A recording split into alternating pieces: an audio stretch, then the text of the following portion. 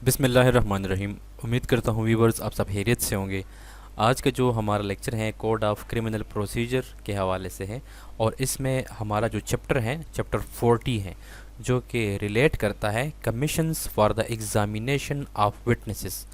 इसका मतलब ये है इस लेक्चर में इस चैप्टर में आज हम ये स्टडी करेंगे कि क्रिमिनल केसेस में जो गवाह होता है और गवाह किसी ऐसी जगह पे है जो कि वो वहाँ से आ नहीं सकता या आने में देर लगेगी या उस पर ख़र्चा आता है उसको वहाँ से लेके आने के लिए। यानी मिसाल के तौर पर बैरून मुल्क है तो अब वो बैरून मुल्क से आएगा तो उस पर टाइम भी लगेगा और अगर अदालत ख़ुद उसको लेके आती है तो उस पर ख़र्चा भी आएगा। या कोई गवाह ऐसा है कि वो ज़ख्मी है, बीमार है और वो घर पे है, वो अदालत में आ नहीं सकता। तो इस तरह का कोई सर्कमस्टांसेस है कि मतलब ये है कि गवाह अदालत में बयान देने के लिए नहीं आ सकता, तो अदालत यहाँ पे क्या करेंगी कि उस गवाह का बयान लेने के लिए कमीशन जारी करती है। अब कमीशन क्या है? कमीशन ये है किसी कि अदालत जो है किसी थर्ड पर्सन को,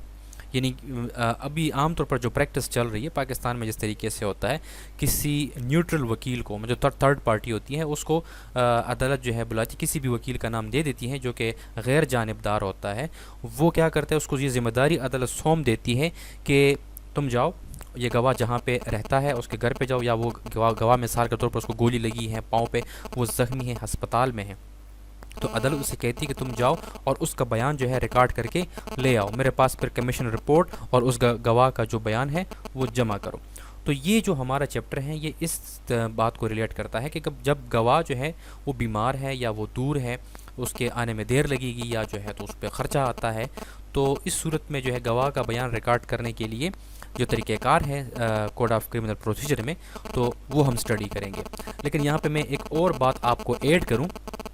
कि जैसे इसी सेक्शन में आगे हम पढ़ेंगे कि जब गवाह बैरून मुल्क हो तो यानी कि उस पर ख़र्चा आता हो या टाइम लगता हो तो उसको जो है उसके लिए कमीशन बैरून मुल्क बेचा जाएगा। तो अब जो CRPC है इसमें मौजूदा दौर में अभी इसमें अमेंडमेंट्स आ चुकी हैं कि अगर एक गवाह जो है तो वो बैरून मुल्क है तो उसका जो बयान है वो वीडियो कॉल के ज़रिए भी रिकॉर्ड किया जा सकता है। अब ये फ्रेश अमेंडमेंट है, मैं उसकी बात कर रहा हूँ। लेकिन खैर हम अभी हमारा जो चैप्टर है उसको स्टडी करते हैं। यहाँ पे section 503 when attendance of witness में बी डिस्पेंस विद। अब इसका मतलब यहाँ पे ये है कि जब गवाह की जो अटेंडेंस है वो पॉसिबल ना हो तो उस सूरत में गवाह का बयान कैसे रिकॉर्ड किया जाएगा। Subsection 1 whenever in the course of an inquiry, trial or any other proceeding under this code. अब यहाँ पे इंक्वायरी अगर हो रही है किसी क्रिमिनल केस में या ट्रायल हो रहा है या कोई अदर प्रोसीडिंग CRPC के तहत अदालत में चल रही है। अब यहाँ पे इंक्वायरी, ट्रायल और अदर जो प्रोसीडिंग है उसमें फ़र्क है। तो खैर यहाँ पे सिर्फ हमारा जो मकसद है वो गवाह का बयान है। तो इसमें कहते हैं कि CRPC के तहत अदालत में जो है तो वो इंक्वायरी चल रही है या ट्रायल चल रही है या अदर प्रोसीडिंग जारी है। अब कौन सी अदालत में? It appears to a court of session और द हाई कोर्ट। यहाँ पे हाई कोर्ट और सेशन कोर्ट की बात हो रही है, मजिस्ट्रेट की बात नहीं हो रही। ये बात आपने लाजमी जहन में रखनी है कि कोर्ट ऑफ सेशन या हाई कोर्ट में अगर इंक्वायरी चल रही है या ट्रायल या कोई प्रोसीडिंग चल रही है और वहाँ पे गवाह का बयान रिकॉर्ड करना ज़रूरी है, लेकिन गवाह मौजूद नहीं है तो क्या तरीक़ेकार होगा। और मजिस्ट्रेट वाली जो बात है वो हम अगले सेक्शन में फिर देखेंगे। ओके तो यहाँ पे हम दोबारा ज़रा आते हैं इसके ऊपर कि जब कोर्ट ऑफ सेशन में या हाई कोर्ट में कोई इंक्वायरी चल रही है या ट्रायल चल रहा है या कोई अदर प्रोसीडिंग चल रही है, that the examination of a witness is necessary for the ends of justice. तो इंसाफ के तकाज़ों को पूरा करने के लिए किसी गवाह का बयान जो है उसको रिकॉर्ड करना ज़रूरी है। And that the attendance of such witness can not be procured without an amount of delay, expense or inconvenience which under the circumstances of the case would be unreasonable. Such court may dispense with such attendance and may issue a commission to any magistrate of the first class within the local limits of whose jurisdiction such witness resides to take the evidence of such witness।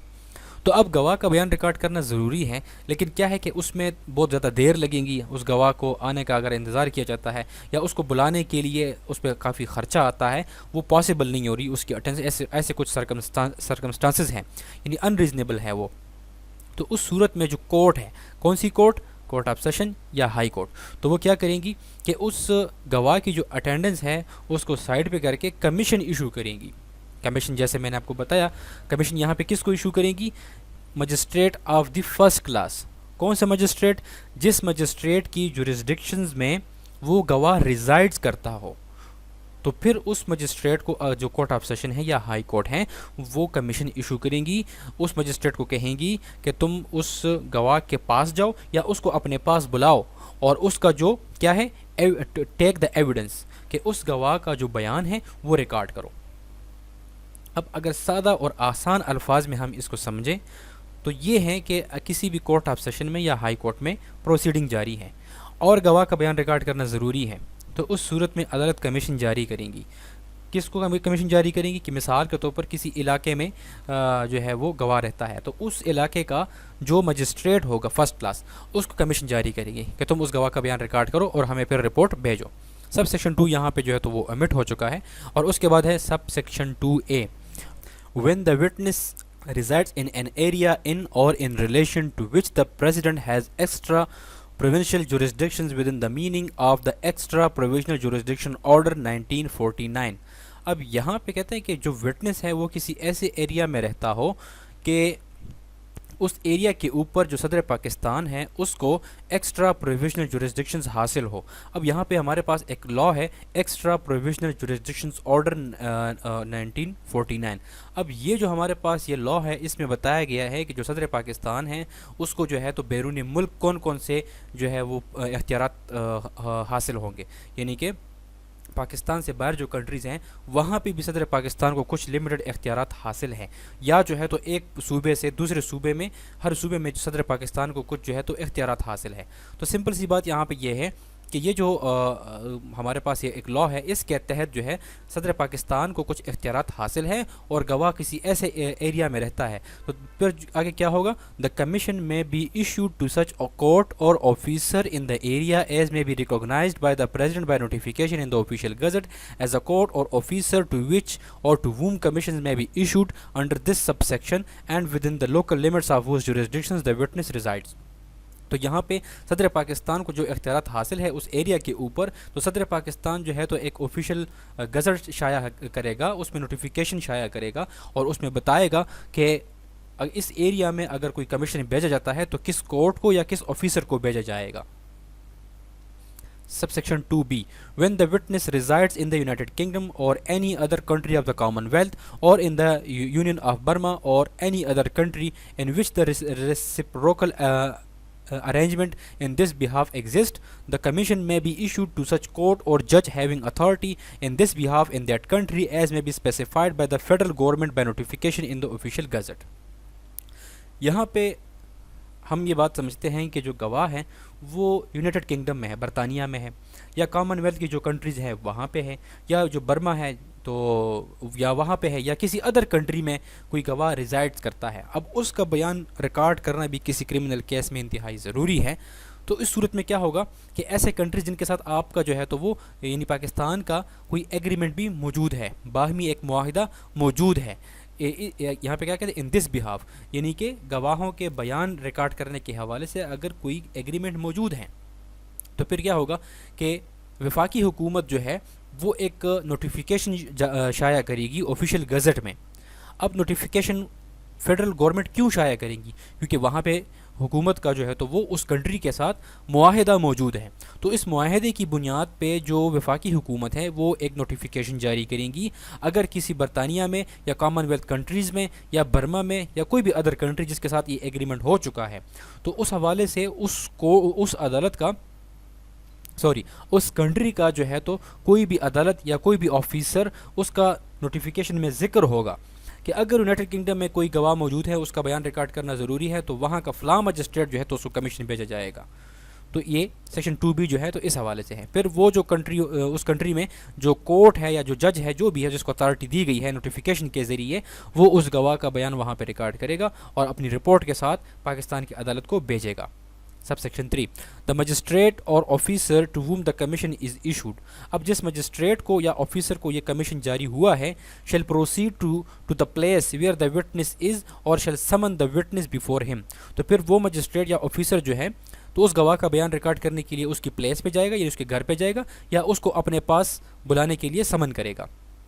And shall take down his evidence in the same manner, और फिर उस गवाह का जो बयान है वो उसका एविडेंस रिकॉर्ड करेगा, and may for this purpose exercise the same powers as in trials of cases under this code. और उस गवाह का बयान ऐसे ही रिकॉर्ड किया जाएगा जैसे कि अदालत में रिकॉर्ड किया जाता है और जैसे कि ट्रायल का तरीक़ेकार CRPC में बताया गया है।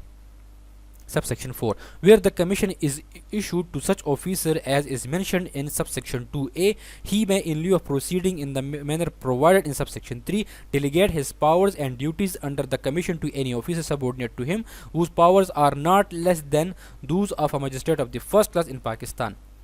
अब ये जो यहाँ पे इसी सबसेक्शन 4 में ऊपर वाले सेक्शंस का हवाला दिया गया, जैसे कि हमने सबसेक्शन 2A ऊपर पढ़ा और सबसेक्शन 3 हमने पढ़ा। तो इसमें कहते हैं कि जब कमीशन इशू किया गया किसी जज को, किसी ऑफिसर को, इन सबसेक्शन 2A के तहत या जो है तो सबसेक्शन 3 के तहत, तो अब वो जो मजिस्ट्रेट है या वो ऑफिसर है वो अपनी जो कमीशन रिकॉर्ड करने के हवाले से जो पावर्स है, जो ड्यूटीज़ हैं, वो अपने ही किसी सबऑर्डिनेट ऑफिसर को डिलीगेट कर सकता है, दे सकता है। लेकिन जिस शख्स को ये मजिस्ट्रेट जो है, जिस ऑफिसर को ये मजिस्ट्रेट ये पावर्स डिलीगेट करेगा, तो उसके इख्तियारात जो है तो magistrate of the first class से कम नहीं होने चाहिए। मिसाल के तौर पर यहाँ पे इसको एक एग्जांपल के साथ समझे कि आप एक magistrate of the first class हैं और आपको किसी सेशन कोर्ट ने या हाई कोर्ट ने आपको कहा कि आपके एरिया में ये फ़लाँ गवाह रहता है, आप इसका बयान रिकॉर्ड करें। अब आप उस गवाह को या बुलाएंगे या उसके पास जाएंगे, तो आप क्या करते हैं कि आप मजिस्ट्रेट है तो आप ख़ुद जाने के बजाय अपने ही किसी सबऑर्डिनेट ऑफिसर को ये पावर्स आप डेलीगेट कर देते हैं कि मेरी जगह पे तुम जाओ और उस गवाह का बयान जो है तो यो रिकॉर्ड करो, या उसको अपने पास बुलाओ और उसका बयान रिकॉर्ड करके मुझे रिपोर्ट सबमिट करो। तो वो जो आपका सबऑर्डिनेट ऑफिसर है वो गवाह का बयान रिकॉर्ड करके आपको रिपोर्ट सबमिट करेगा, तो फिर आप ये रिपोर्ट और उस गवाह का जो बयान है वो क्या करेंगे कि उस सेशन कोर्ट को या हाई कोर्ट को आप भेजेंगे जिसने आपको कमीशन मुकर्रर किया है। उसके बाद जो सेक्शन 504 है वो यहाँ से ओमिट हो चुका है, और उसके बाद है सेक्शन 505, पार्टीज़ में एग्जामिन विटनेस। अब जो फरीकैन है यानी क्रिमिनल केस में जो मुस्तगीज़ के कंप्लेनेंट यानी मुदई जो है और इस दूसरी तरफ जो है तो मुलजिम है, तो ये मुदई और मुलजिम जो हैं तो गवाह को खुद एग्जामिन कर सकते हैं। यहाँ पे सेक्शन 505 में इख्तियारात दिए गए हैं। The parties to any proceeding under this code, यहाँ पे कहते हैं कि जो criminal code of criminal procedure है इसके तहत अगर कोई भी प्रोसीडिंग चल रही है और उस प्रोसीडिंग में जो फरीकैन हैं, जो पार्टीज़ हैं यानी मुदई और मुलजिम, इन विच अ कमीशन इज़ इशूड, और ऐसे प्रोसीडिंग में जो है कमीशन अदालत ने जारी किया। अब कमीशन कौन सा, जो ऊपर हम पढ़ चुके हैं सेक्शन 503 में, respectively forward any interrogatories in writing. अब यहाँ पे क्या है कि जो पार्टीज़ हैं, जो फरीकैन हैं यानी मुदई और मुलजिम हैं, वो क्या करेंगे कि ऐसे जब कमीशन इशू हो जाएगा तो मजिस्ट्रेट को या जो कोर्ट जिसने कमीशन जारी किया है उसको अपने इंटरोगेटरीज फॉरवर्ड करेगी। इंटरोगेटरीज का मतलब ये है कि अपने सवालात। अब मैं किसी केस में, चलो एग्जांपल के साथ समझते हैं, आप किसी केस में फ़रीक हैं, मुदई है या मुलजिम है, और आपके केस में अदालत ने कमीशन जारी किया, तो अब कमीशन तो जाएगा उस गवाह से क्वेश्चनिंग करेगा, जो भी सवाल जवाब उसको एग्जामिन करेगा, तो आप अपनी तरफ से कुछ सवालात लिखते हैं। यहाँ पे क्या कहते हैं कि इन राइटिंग, इन राइटिंग जो है तो आप अपने सवालात लिखेंगे और उस अदालत को, उस जज को आप देंगे कि आपने जो कमीशन इशू किया है तो आप इन कमीशन से ये कहें कि मैंने जो सवालात आपको लिख के दे दिए हैं ये उस गवाह से लाजमी पूछें। respectively forward any interrogatories in writing which the magistrate or court directing the commissions may think relevant। अब अदालत ये देखेंगी कि ये क्वेश्चंस जो हैं जो रिटन में दे दिए हैं पार्टीज़ ने, ये रेलेवेंट है कि नहीं है। अगर रेलेवेंट है तो तब उसको कंसिडर किया जाएगा। To the issued when the commission is directed to magistrate or officer mentioned in section 503, such magistrate or the officer to whom the duty executing such commission has been delegated shall examine the witness upon such interrogatories। तो अब अगर ये questions जो हैं, जो सवाल जवाब हैं, ये अगर राइटिंग में दे दिए और ये रेलेवेंट हैं, तो जब अदालत जो है वो कमीशन जारी करती हैं तो साथ में ये डायरेक्शंस भी देंगी उस मजिस्ट्रेट को या ऑफिसर को कि जब तुम उस गवाह को एग्जामिन करोगे तो ये जो पार्टीज़ ने इन राइटिंग ये हमें इंटरोगेटरीज दी हैं, सवालात दिए हैं, तो ये लाजमी उस विटनेस से पूछो। Subsection 2, any such party may appear before such magistrate or officer by pleader or if not in custody in person and may examine, cross-examine and re-examine as the case may be the said witness। अब session court ने commission जारी किया या high court ने commission जारी किया, magistrate को कहा कि तुम जाके उस गवाह का बयान रिकॉर्ड करो। अब यहाँ पे क्या कहते हैं कि एनी पार्टी, चाहे मुद्दई है चाहे वो दूसरा मुलजिम है, उनमें से कोई भी पार्टी उस मजिस्ट्रेट के पास या ऑफिसर के पास, यानी जिसको ये कमीशन जारी हुआ है उसके पास ये अपीयर हो सकती हैं, कोई भी पार्टी बजाते खुद या जो है अपने वकील के ज़रिए। अगर कस्टडी में नहीं है तो फिर इन पर्सन ये पार्टी खुद जा सकती हैं और वहाँ पे उस गवाह को एग्जामिन भी कर सकती हैं, क्रॉस एग्जामिन भी कर सकती हैं और री एग्जामिन भी कर सकती हैं जैसे कि वो चाहें। उसके बाद section 506, power of magistrate to apply for issue of commission. अब ऊपर जो हमने सेक्शन 503 पढ़ा था उसमें जब अदालत कमीशन जारी करती हैं तो वो कोर्ट ऑफ सेशन और हाई कोर्ट की बात थी, लेकिन अब यहाँ पे मजिस्ट्रेट के सामने प्रोसीडिंग चल रही है, तो मजिस्ट्रेट जो है वो कमीशन जारी कर सकता है या नहीं कर सकता, तो सेक्शन 506 में बताया गया है। यानी इस डिफरेंस को लाजमी आपने समझना है। ऊपर जो हमने पढ़ा वो कोर्ट ऑफ सेशन और हाई कोर्ट का था, अब सेक्शन 506 जो है ये हमें मजिस्ट्रेट का बताता है। मजिस्ट्रेट के सामने कोई इंक्वायरी चल रही है, कोई ट्रायल चल रहा है या कोई प्रोसीडिंग चल रही है, उसमें गवाह का बयान रिकॉर्ड करना ज़रूरी है। तो अब गवाह जो है तो वो मौजूद नहीं है, तो क्या करेगा मजिस्ट्रेट? वही बात है यहाँ पे, whenever in the course of an inquiry, trial or any other proceeding under this code before any magistrate, यहाँ पे मजिस्ट्रेट की बात है, वहाँ पे हमने कोर्ट ऑफ सेशन और हाई कोर्ट यहाँ पे पढ़ा था। तो मजिस्ट्रेट के सामने यहाँ पे कोई इंक्वायरी, कोई ट्रायल, कोई प्रोसीडिंग चल रही है कोड ऑफ क्रिमिनल प्रोसीजर के तहत, it appears that a commission ought to issue for the examination of witness. अब यहाँ पे मजिस्ट्रेट को ये लगता है कि कोई भी गवाह जो है उसका बयान रिकॉर्ड करना ज़रूरी है और उसके लिए कमीशन जारी करना बहुत अहम है। वूज एविडेंस इज़ नेसेसरी, अब उस गवाह का बयान रिकॉर्ड करना इंतहाई ज़रूरी है for the end of justice, इंसाफ के तकाज़ों को पूरा करने के लिए। And that the attendance of such witness can not be procured without an amount of delay, लेकिन उस गवाह की जो अटेंडेंस है उसको पूरा करने के लिए उसमें काफ़ी डिले आएगा, उस पर एक्सपेंस आएगा, which under the circumstances of the case के हालात जो जिस तरह चल रहे हैं उसके मुताबिक। तो फिर सच मजिस्ट्रेट क्या करेगा? Shall apply to the sessions जज, shall apply to the district magistrate stating the reason for the application, and session जज may either issue a commission in the manner here and before provided or reject the application. तो अब ये magistrate जो है तो ये session जज को एप्लीकेशन देगा कि मेरे सामने ये प्रोसीडिंग चल रही है और इसमें गवाह का बयान रिकॉर्ड करना ज़रूरी है और गवाह के लिए जो है कमीशन जारी करना ज़रूरी है। तो अब जब सेशन जज के सामने इस तरह का एप्लीकेशन आएगा उस मजिस्ट्रेट का, तो सेशन जज जो है उस एप्लीकेशन को देखेगा। अगर सेशन जज को लगता है कि कमीशन जारी करना जो है तो वो ज़रूरी है, तो फिर सेशन जज जो है कमीशन जारी करेगा उसी तरीके से जैसे कि हमने ऊपर पढ़ लिया, और या जो है सेशन जज उसको रिजेक्ट भी कर सकता है। Section 507 return of commission. अब ऊपर जितने हमने सेक्शन पढ़ लिए 503 और 506 जो हमने पढ़ लिया, जिसमें 503 में जो हमने पढ़ा उसमें सेशन जज और हाई कोर्ट कमीशन जारी करता है, और सेक्शन 506 जो है जिसमें मजिस्ट्रेट अप्लाई करता है सेशन जज को और फिर सेशन जज जो है आगे कमीशन जारी करता है मजिस्ट्रेट के केस के लिए। तो अब जब कमीशन जारी हो गया और कमीशन वहाँ पे चला गया, अब कमीशन कार्रवाई मुकम्मल हो गई, यानी गवाह का बयान जो है वो रिकॉर्ड करके पूरा हो गया, तो उस कमीशन को कैसे रिटर्न किया जाएगा? After any commission issue under section 503 और 506 हैज़ बीन ड्यूली एग्जीक्यूटेड। तो यहाँ इसमें कहते हैं कि जो सेक्शन 503 और 506 में जो कमीशन जारी हुआ था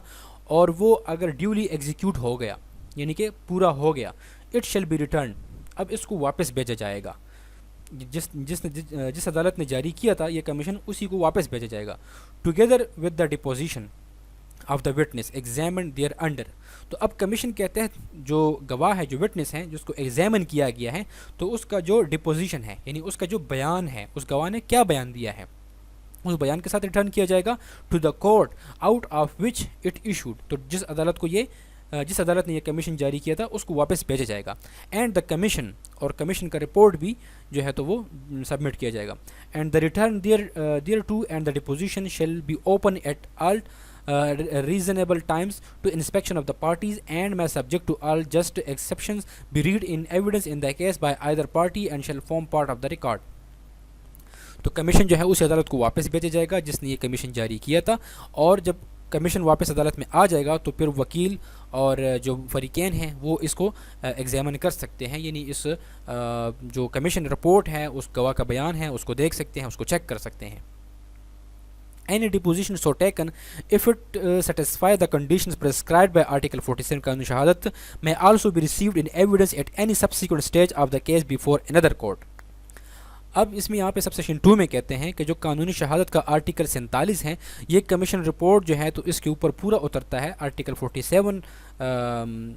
के तहत। तो फिर ये जो कमीशन रिपोर्ट है और गवाह का जो बयान है, इसको जो है किसी भी अदर अदालत में जो है ज़ेर गौर लाया जा सकता है। सेक्शन 508 एडजर्नमेंट ऑफ इंक्वायरी और ट्रायल। अब यहाँ पे इस बात को गौर से समझे कि अदालत में प्रोसीडिंग जारी है, कोई इंक्वायरी जारी है, कोई ट्रायल जारी है, या कोई भी proceeding code of civil procedure के तहत जारी है, और अदालत ने ये समझा कि कमीशन जारी करना ज़रूरी है गवाह का बयान रिकॉर्ड करने के लिए। अब ये जब कमीशन इशू होगा तो ये कमीशन जब वहाँ पे जाएगा, वहाँ पे उस गवाह को बुलाया जाएगा, उसका बयान रिकॉर्ड होगा। जब बयान रिकॉर्ड हो जाए फिर वो अदालत जो है तो कमीशन रिपोर्ट तैयार करेंगी, तो इसमें काफ़ी टाइम लगेगा। तो यहाँ पे कहते हैं कि जिस टाइम अदालत कमीशन इशू करती हैं, तो जिस अदालत ने ये कमीशन इशू किया है, जारी किया है, तो अब ये अदालत तो इंतज़ार करेंगी इस कमीशन रिपोर्ट का कि ये कब वहाँ पे बयान रिकॉर्ड होगा, कब हमारे पास ये रिपोर्ट रिटर्न होके आएगा। तो यहाँ पे अदालत क्या करेंगी कि मौजूदा जो प्रोसीडिंग होगी उसको एडजर्न कर देगी, तब तक एडजर्न करेंगी कि जब तक वो कमीशन रिपोर्ट वापस ना आ जाए। उसके बाद है section 508A application of this chapter two commission issued in Burma. Section 508 में ये बताया गया है कि जो कंट्रीज़ हैं यहाँ पे, यूनाइटेड किंगडम है,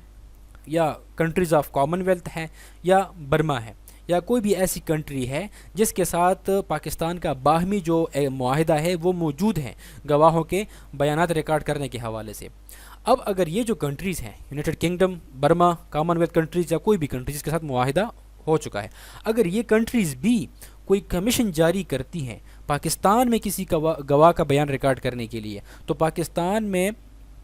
जो तरीक़ेकार है गवाह का बयान रिकॉर्ड करने के लिए और कमीशन के हवाले से, तो वही तरीक़ेकार अप्लाई होगा। पाकिस्तान में भी जो है उसी तरीके से ये गवाह का बयान रिकॉर्ड किया जाएगा और फिर उसी कंट्री के अदालत को, उस जज को भेजा जाएगा जो यूनाइटेड किंगडम है या कॉमनवेल्थ है या बर्मा है, जो भी है जिनके साथ मुआहिदा हो चुका है, वहाँ के अदालत को कमीशन कार्रवाई यहाँ से भेजी जाएगी कि आपने जो कमीशन इशू किया था उस पर कार्रवाई यहाँ पर मुकम्मल की है और आपको जो है तो ये रिपोर्ट हमने सबमिट करके भेज दी है। तो उम्मीद करता हूँ व्यूअर्स आपके लिए आज का लेक्चर इंतहाई इन्फॉर्मेटिव रहा होगा। Thank you so much.